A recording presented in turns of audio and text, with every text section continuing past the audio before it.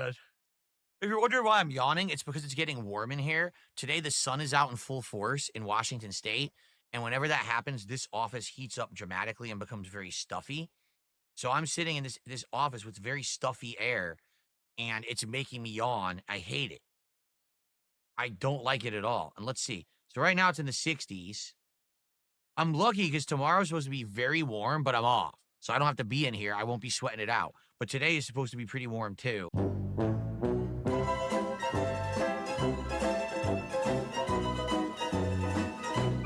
So if I could do something this year that beats that, I'd be like, there, I've proven my point. You don't have to be toxic. This is how dumb my actual critics or detractors are. You don't have to be an internet bully. It's a Gundam is so fucking retarded. You don't have to be a jerk. The guy's a fucking coward. In order to be popular and make any kind of profits on the internet, you can actually be a positive influence on the internet. The guy's a pussy, a coward, an awful content creator, and a piece of shit.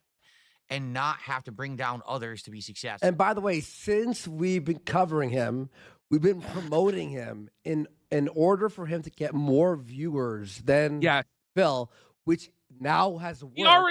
He's already been getting more viewers than Phil. Like 240, 300. And now DSP is turning on PWR because he's upset that he has more viewers and is banning anyone who mentions PWR in chat. So remember, folks, do not mention PWR in chat. All right. Hello, and welcome to James, the Lesser Express Lane, where we get you in and out as fast as possible with, yes, PWR, the DSP dent, is getting more viewers than DSP. Here's from It's a Gundam. We unintentionally made this guy a star. LMFAO, Andy Worski, this guy is better than Phil. Yes, he is. His voice is a little annoying, and he's an absolute fucking shit show. But an entertaining shit show. Gonna call in Gundam? What's the number? He just takes calls on Discord. PWR World Live is his username. Get him as a friend, then call him. Simple as. Careful, Gundam. He's coming for you.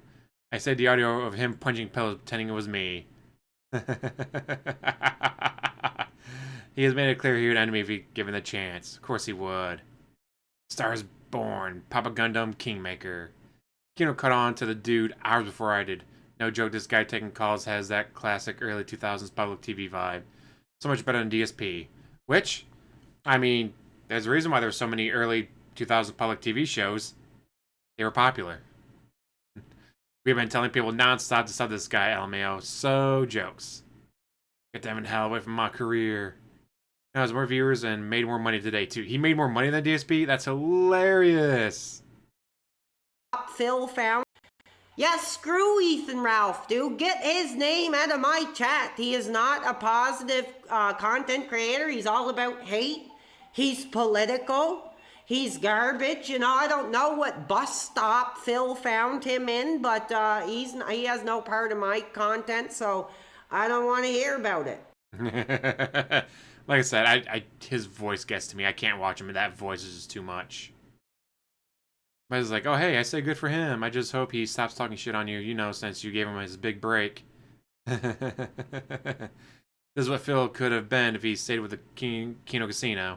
He decided to keep on the path of meaningful and positive content instead. Which just saw from Repsy, it's not very positive. He's made more money and more viewers than Ralph and DSP in less time than streaming. Holy shit. Over 330 viewers and 150 in contributions. What? That is awesome. Good for him. Now, as we know, Smark Guys has continued with one of his mods. Let's go check it out. Yes, he got one of his dents to show up. It's a mod of his that pays him, so he pays me, then he makes me more money by showing up as a co-host and not taking any of the money. It would help if I was unmuted. All right, what is going on, everyone? Welcome to Smark Guys. It is now week 2 of 3 weeks of special guest hosts that I have here on the show leading up to my big WrestleMania coverage. It is April 3rd, 2025. I'm DSP, and this week I have Cypress TV here with me as the co-host. Cypress, how are you tonight? What's going on, Phil? I'm doing pretty good.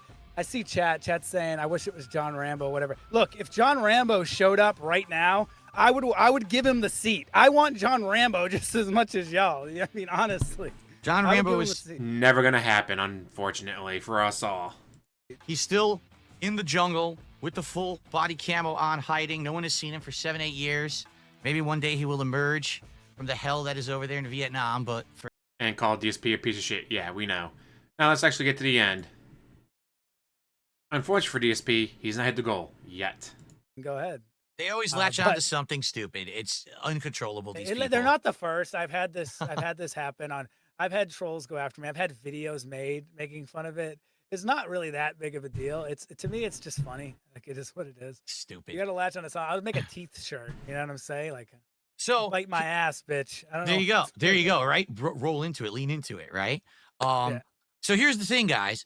For those watching, obviously, who you're here live, I know your opinions. But for those who watch this show on demand, of which a good amount do, I'd love to get your comments. Leave comments on this video after the fact. What did you think of Cypress? The very first comment on his video after 7 hours of no comments was his own. Not a joke. TV as a co-host of the show, because there's a lot of different ways I can go. I could possibly look to have a permanent co-host in the long term, but I could also possibly look to have a panel of rotating co-hosts. And if, we have a week with very technical stuff, maybe that's a perfect week to have Cypress TV on so we can talk about the technical aspects. If there's more drama, and have someone else on, right? So I'd like to hear your thoughts. And by the way, for the record, I did just receive a $25 tip at the very last moment here. Wow. And this person says, cards, open the cards now.